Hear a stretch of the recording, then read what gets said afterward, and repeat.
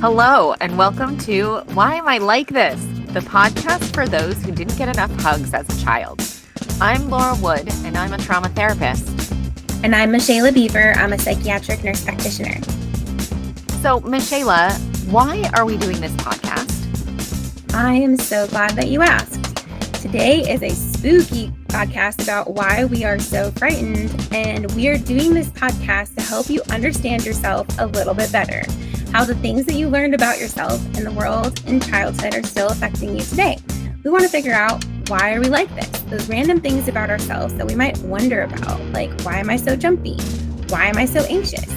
Why do I take everything personally? Why are my thoughts so negative? Why do I feel like I have to fix everything all the time?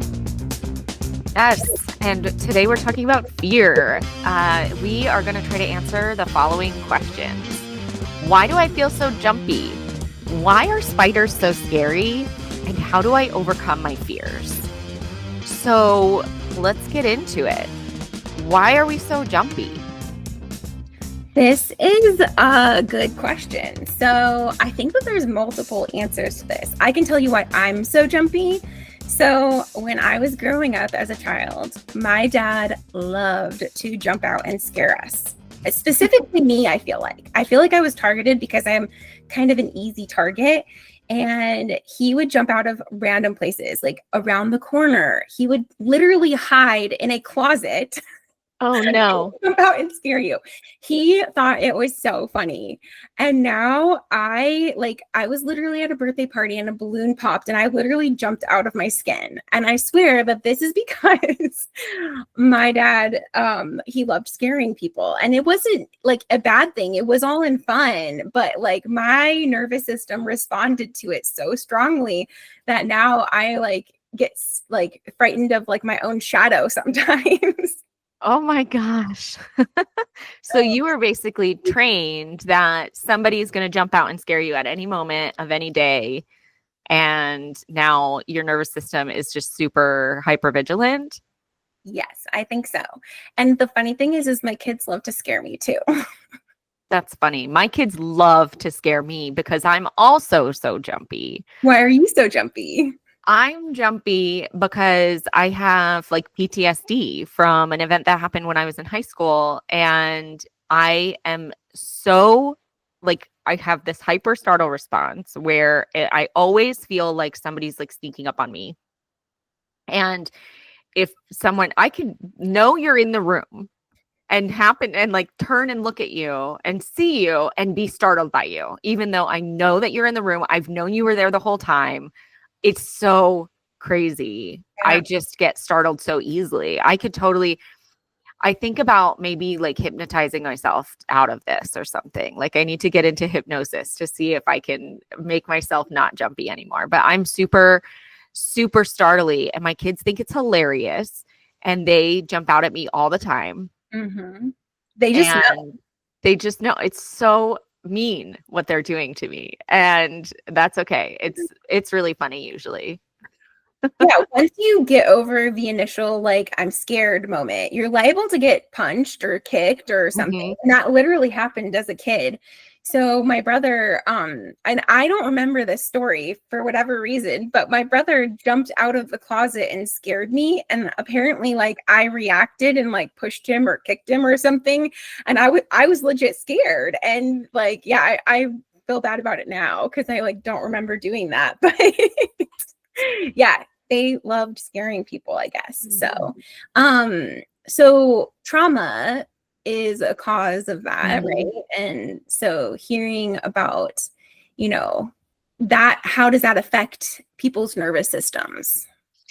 Yeah, so we have our nervous system is geared towards determining what's safe and what's dangerous, right? So we have these channels of information processing, our affective channel, our sensory channel, and our cognitive channel. And each of those has a job to do. They take in information and help us process that information to determine whether or not something is safe or dangerous. Now, our cognitive channel doesn't really do that as much, which is why we get scared of something that's not really that scary, like our kid or, your dad jumping out of the closet or whatever. but our affect and sensory channels are really hardwired for safety and danger. That's their only job, is to determine if you're going to die or not. And so so it's very interesting. I love that you brought this up because, our brains, the information is coming to us really quickly. And that's why we, jump back before we even recognize that it's a snake on the ground or whatever it is. Our nervous system, those sensory information is going straight to the amygdala, or maybe it's going to the thalamus, right?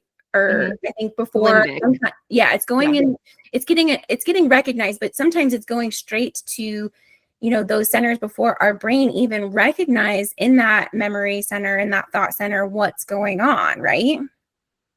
Yeah, so it's coming in the lower part of our brain, the rear part of our brain. So lower in the back, basically our brainstem. It's coming in there, and then that's where our limbic system lives, which our amygdala is in there, and our amygdala controls our emotional response. So our amygdala is what's going to react to the emotional information before we actually can think about it. So by the time it gets to the top of our brain or the center of our brain, the front of our brain, that's when we can actually think through what just happened and realize that we got scared for no reason, or we got scared of something that's not really dangerous. So we pick up the feeling of the danger way before we actually have the thoughts about why it's dangerous. And so, like, if you hear something in the distance, you might just get this like jolt of kind of fear, like this flood of adrenaline, and you might not even know what is related to it, but it's just because you heard something really quick, like that you didn't even clock as like something to think through. Sure. Yeah, like, oh man, I forgot to turn in my homework, right? Mm-hmm. All of a sudden you're like, I feel like I forgot something, and then like, that's what it was. Right. You have this sense, this affect, this feeling that something's off. And so our brain is picking up on all these like micro clues all the time. And that's happening so fast that we don't even recognize like what information we're picking up.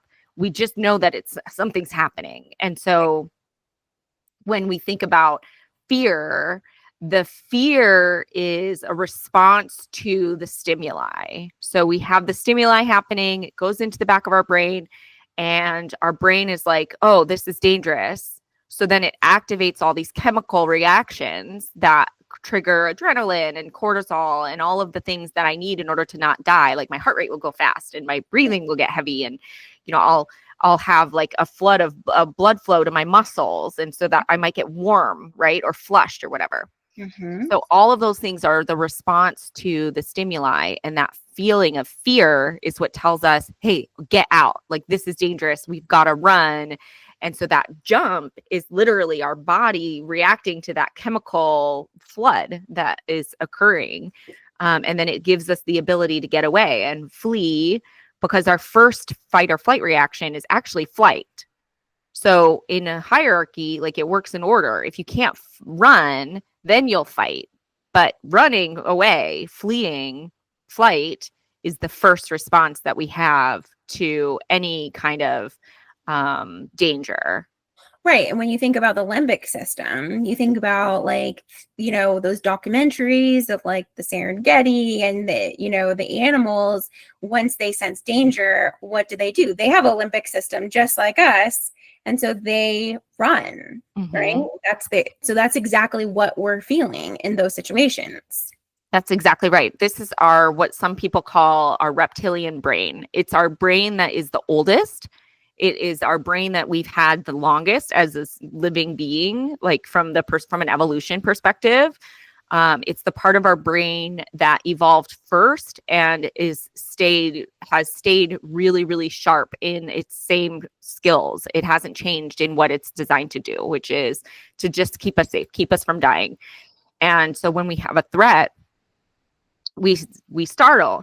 Now, why does PTSD cause you to have a startle response for a long time after the event is over? That's where you've got like your maladaptively stored information. So PTSD will post-traumatic stress disorder comes with a set of symptoms like flashbacks, hyper startle response, the sense of time being lost, like not realizing that it's not happening now, but that it happened a long time ago. Not really like having it feel like it was just yesterday, but it was really like years ago that this thing happened, because it's so overactivating our limbic system, this content, and it's really memories that are activating it now. But the memories are so connected to our limbic system that it activates all of that stuff that it would activate in the real situation, until that information has been healed and fully processed through the center, the top, the front of your brain, all of that cognitive making sense of it information that needs to happen in order for us to then settle back down. So that's why when we process the information, like through therapy or whatever, that's when we lose that startle response, and we don't have to be so scared all the time. Yes, I think you said that really, really well. And I love that you touched on why that is happening. And so healing it can make it so that that jumpy startle response isn't quite as, you're not quite as sensitive to things, right? Yeah, that's right. We're not quite as hypervigilant. So hypervigilance is an over arousal of your nervous system. It's an over activation of your sympathetic nervous system. And in your with your sympathetic nervous system, that's the one that activates in order for you to run away, and it gives you all the energy and adrenaline and everything else. And so we need to activate our parasympathetic nervous system to settle that down and kind of bring us back to center. Because what we want is the perfect balance between our sympathetic and parasympathetic nervous systems in order to feel safe and stable. And that's really where they're working together the best. But an overactivation of either will send you into one of those reactions. Yeah, that makes a lot of sense. And our bodies are really smart and they're designed to keep us safe, like you said. And so this isn't a bad thing, right? Yeah. And it's actually a very helpful thing. And it's necessary to be able to recognize, like, when there are things that are dangerous, or when you did go through something traumatic. It's your brain's way of helping to try to protect you. But these things happen for a reason, and it can make it hard if you don't get the healing that you need in the time. So if you have a traumatic event, it's usually better to try to work through those things, sooner than later, right? So that you can try to prevent that thing from getting stored and not heal, right? Yeah, if you can heal the event in real time, meaning like within a year of it happening, within 90 days is best, but like if you can heal that within even a year of it happening, then you're far less likely to have a long-term consequence, a long-term result, because your brain is what it needs to do is it needs to make sense of this trauma. It needs to make sense of whatever happened to you that was so scary and dangerous. And because your brain thought, I'm going to die, but then you didn't die. Mm-hmm. And so what's going to happen is your brain's going to replay that over and over in the form of flashbacks. And what it's also going to do is it's going to try to make it so that never happened in the first place, because it gets stuck in the not realizing that you didn't die yet. Sometimes our brain's process just gets stuck on. It's like a light switch. And we turn on this light switch. And so this process of survival continues to go and go and go and go and go. And it doesn't fully realize that the process is over and that you didn't die, that you're safe now.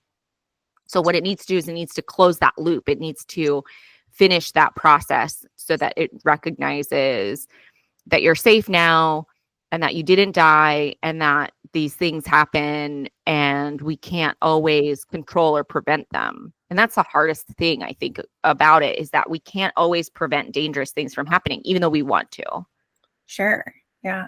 So my jumpiness didn't come from a traumatic event per se, but, would EMDR help me desensitize my jumpiness? I think so. I have a lot of faith in adaptive information processing, and I have a lot of faith in our brain, and I trust your brain to be able to work out what it needs to work out. And so to recognize that you don't have to startle that big anymore. Mm-hmm. One, because the first time you get startled like that, it is kind of like a trauma, right? I Even though it's mean, not dangerous, like it's a trauma from the perspective of you didn't know it wasn't. right. I did not know what was jumping out of the closet at me. Right. So I hear from kids often who are going to school these days where they have their active shooter drills. I think I've brought this up before, but they get traumatized by these drills because they don't know it's a drill. There's sometimes when they are just told that they have to go under their desks or they have to do all the things. I'm not, I don't know exactly what these drills entail, but if you think that there's an active shooter in your school, your body is going to react like that's true. Sure. And so just having had that happen, the fear stays with you. And even though it was just a drill and there was nothing really dangerous going on, if you didn't know that at the time, that counts as trauma, because trauma is anything that sends you into that fight or flight dissociative state that requires you to separate from the present reality and just survive and not die in that moment. And so if there are things that have happened to you that maybe were benign, but you didn't know they were benign at the time because you're a little tiny kid, those things will stick in your nervous system and they'll train you to be afraid. Yeah. So that makes me think, why are spiders so scary? Spiders are scary because they're gross and they're crawly and they're fast and they come out of nowhere and you can't always see them, and you can see one and then it hides underneath the furniture and then you can't find it, but you know it's there. So those are the reasons why spiders are so scary for me. Yeah. Well, my kids don't think spiders are scary, and they're literally like digging in the dirt trying to find spiders, and they're like, it's a black widow, it's a black widow, and they run away, right? And they do get scared when they think it's like something that is actually dangerous that could cause them harm, but until then they think it's fun. I think that's great.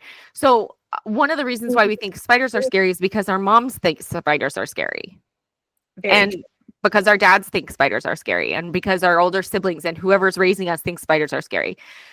So when we have someone else telling us what to be afraid of, we're creating that fear in our kids. So like our kids learn how to be afraid of certain things that we're afraid of. And so it's really important as an adult at raising kids to try to focus on calm, confident leadership, not to pass our fears down onto our families. Yeah. I heard somebody say this thing the other day and I thought it was so good. I'm going to repeat it. Biography becomes biology. Ooh, that's really good. Yeah. I thought Say more about that. Yeah. So this is kind of like what you're talking about. So, I think like, you think of epigenetics, right? But I think too, our experiences are causing those genes to turn on and off, or the experiences of our family are turning genes on and off, right? But in this case, like it's our environment. It's the things that are going on around us, the things that we see, how our parents react to things, turning into what's going on and what's informing our nervous system.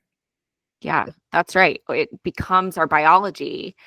I have a story that I tell to kind of illustrate this. I call it the restaurant story, but so you've heard it, and maybe everybody on this podcast has heard it because I've probably said it before, but basically it's like, pretend that there's a little kid who is going out to a restaurant with their family.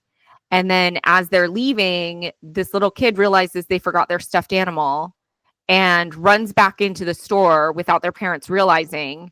Like, they run back into the store to get their stuffed animal, and their parents like don't realize that they got out of the car, and then they drive away and they start to leave the parking lot before they realize that they left the little person. So if that happened, well, then this little child is going to be really scared, feeling abandoned. Like, this kid just got abandoned, right? Yeah. Like, now it's about this kid has to fend for himself. They have to take care of themselves. Like they can't make it on the streets. They're a little kid. So in that moment, that is a traumatic event. That child was just abandoned and it's dangerous. It's a life or death situation, right? Yeah. So that child now is going to encode and store every single piece of sensory information that it can access in this moment as potentially dangerous. So whatever the restaurant looks like, the color of the seats, the way it smells, the sounds that they hear, the things that they taste, the things that they touch. So what they're doing, your nervous system in that moment of danger, of like grave danger, is encoding all of these things that now are going to signal danger in the future. Right. Because it's going to prevent this from ever happening again. Even though 30 seconds later, the mom comes running in and it's like, oh my gosh, I can't believe I didn't see you. Get back in the car. I love you. Let's go to, whatever. Right. Well, and two, part of PTSD is sometimes that important pieces of the events are not always clear because cortisol is toxic to that part of the memory center of the brain that's required for taking those snapshots. Now, just like a red booth makes you flash back to that moment or feel dangerous, and you're not really even sure you remember the original event to begin with. You just now know that red booths are dangerous. Right. So you only know those signals. You don't know why. Mm-hmm. You don't know, why do I think a red booth is dangerous? Or you might not even connect logically that the red booth is the thing that's triggering you to be scared. Right. You might just see it. Your brain is just like, oh, that's dangerous. But it doesn't actually go through the process of telling you, I'm scared of this red booth because this one time that this happened.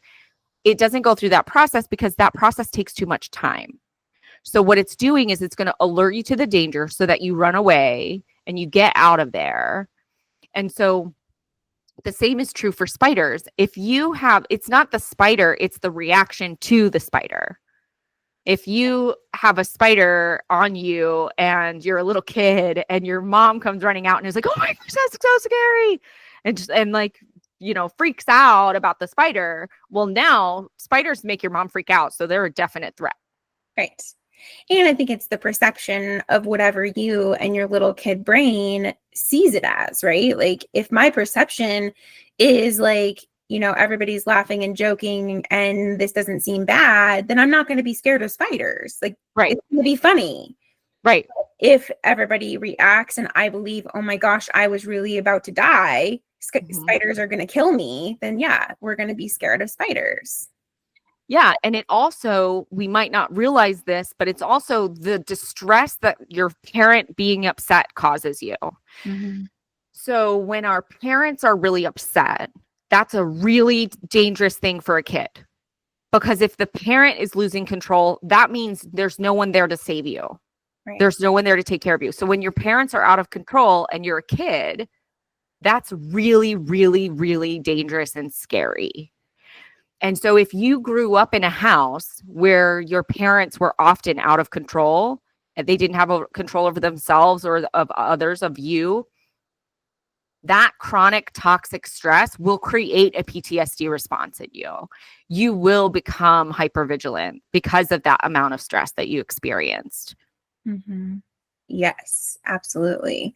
I think that it's not a DSM diagnosis, but there is talk about, that complex developmental trauma kind of thing. And so you're absolutely right. It is constantly having that elevation in cortisol, which is why, people develop PTSD in childhood, is just having that chronic fight and flight response activated. Mm-hmm. Yeah, they get that switch stuck on. Mm-hmm. And it's really hard to turn that off, especially because if the environment doesn't change, you're not going to have a reason to turn off this switch until you get out of that environment into a safe one. So if your family is in chaos a lot of the time and your parents aren't really in control, then that toxic stress is a real danger.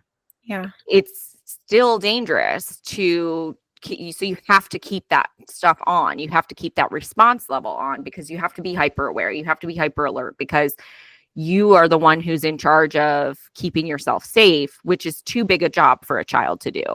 Absolutely. Children can't handle that. It's too much on their brains. Mm-hmm. Yeah.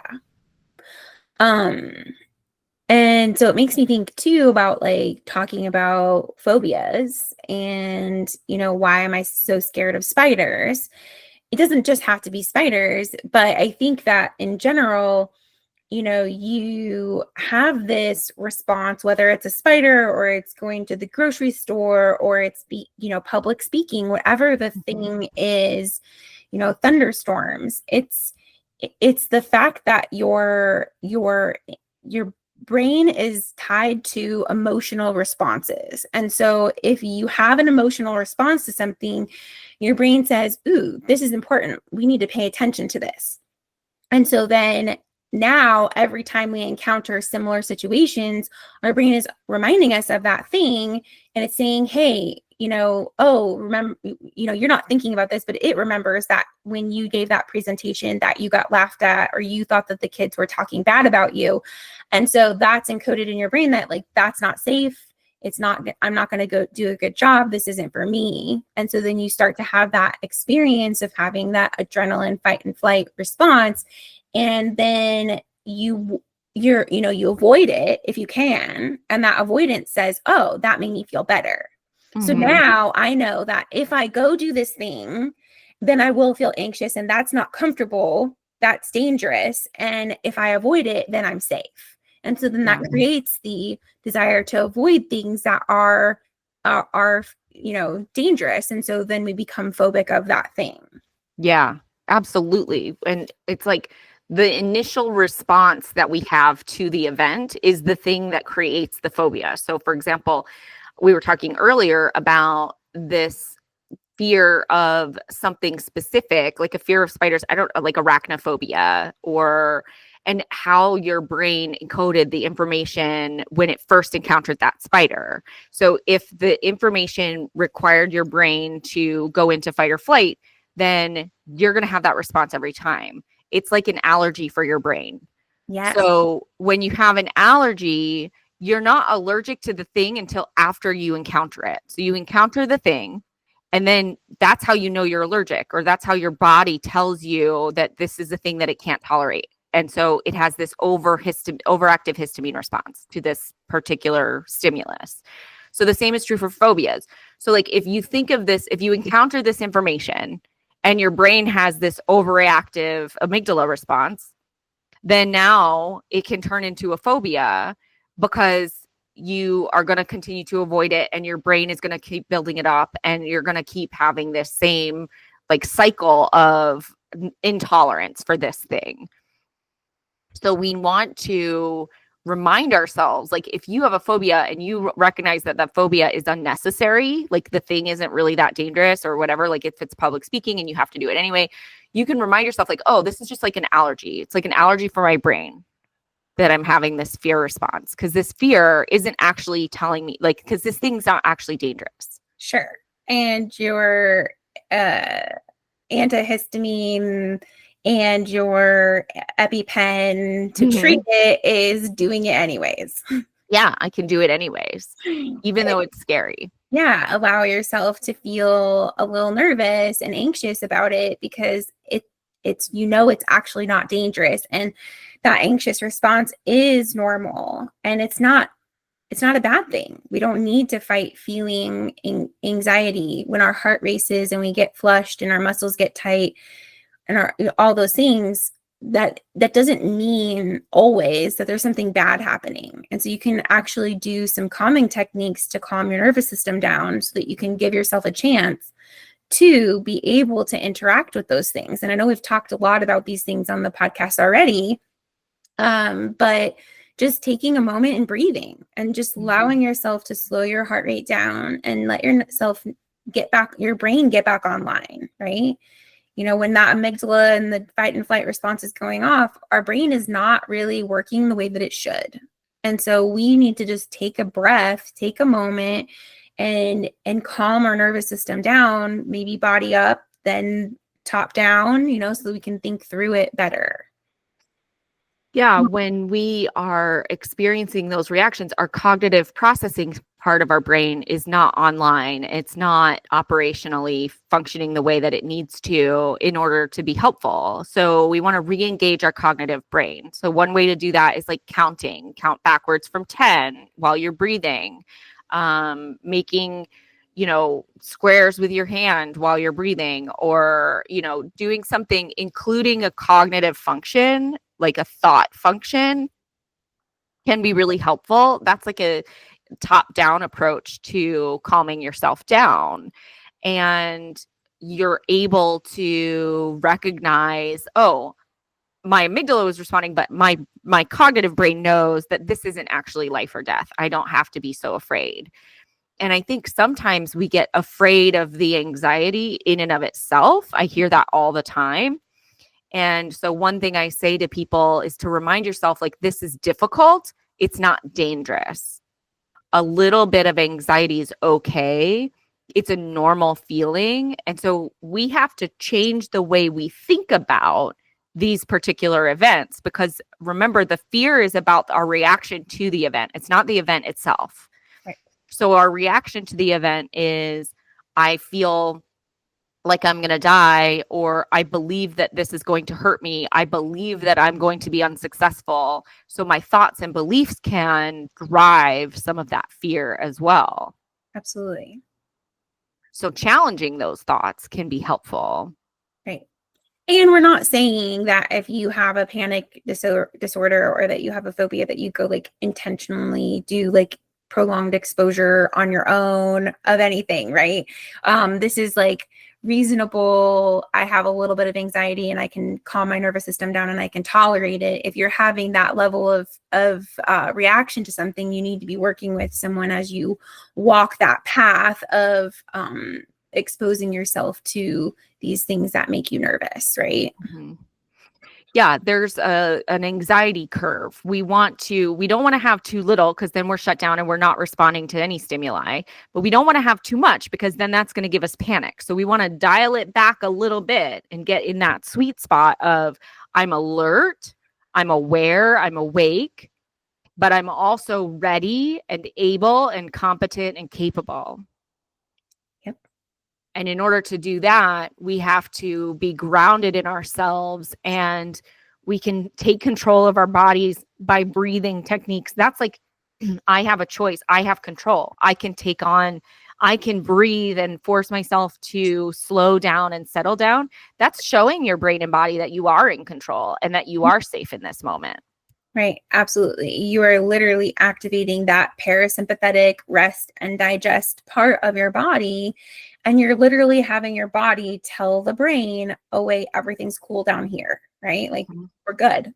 And then your brain can go, oh, wait, okay, we're not dying. Our heart's not racing. We can start digesting our food again. Mm-hmm. Absolutely. I like basic grounding skills, like touching the floor, like putting your feet on the floor, wiggling your toes in your shoes, like recognizing like I have freedom of movement, I can control my body. And when I focus on my feet and my shoes, I'm not focused on whatever I'm afraid of in that moment. I'm able to shift my attention and change my focus of attention into something that is more helpful and more readily available to me than to think about and to act on, then the fear is kind of flooding me with all these chemicals. Yeah, I love that. I think that I use that a lot now that we've talked about that several times. I use that a lot, like telling people just wiggle their toes. I like that you've said that, like, that's typically not where they're feeling the experience in their body, right? And so it's a good distraction, and it's also separate from kind of what they're experiencing. So I really like that. And I think that even something I use on myself sometimes when I've just had a long day and I'm like, okay, I just got to check back in with myself, and it helps. It makes a difference. Yeah. So as we go through all of these ways to overcome our fears, what else can we do to give ourselves a little bit more stability and safety when we're feeling afraid? Is there any other resources that we can think of? Well, I think that, definitely getting into a therapist is key, and, Mhm. and working through like what the original kind of like traumatic experience was, or like trying to like process through those things. But also like I think medication can be a great support for people who are having trouble managing to get this under control, right? Like I think of the window of tolerance. So some people come and they're like, I have literally tried everything. Like I've been in therapy for a year and like these skills don't seem to be making a difference for me. And I kind of talk to them about like the window of tolerance. And if we're up here like a 10, Mhm. and our skills are not going to help us until in that particular person, they're not going to help until we're a bit lower, right? And so sometimes adding a medication in, or a supplement protocol, or something like that to help kind of just calm the nervous system down a bit, so that we can actually feel like we're gaining some traction within managing those experiences that are really challenging for them. So if I see a spider, and every time I see a spider I'm at 10, I can't, and I can't do anything but run away from it, then that might be a good chance for you to try to look at something else to see if like a medicine or a supplement could be helpful. Mhm. Yeah, that's a good point. So we've got breathing techniques, grounding techniques. We can take back control by challenging our thoughts and challenging our beliefs. And we can seek professional help if we need to. Yes. I think those are really good ways to help overcome your fears. So I think that's a good place to end this spooky episode. Yeah, thanks for joining us on this Halloween spooky, frightening episode. I know I was a little scared starting it. And we did it anyway, and here we are. Yeah. Well, thank you for listening to Why Am I Like This? If you like our show, please leave us a rating and review on your favorite podcast platform. Follow the show and share it with your friends. This episode was written and produced by me, Laura Wood, and Mishayla Beaver. Our theme song is Making Ends Meet by Thick as Thieves, and a special thanks to Venerary Counseling and Coaching and Active Healing Psychiatric Services for sponsoring this show.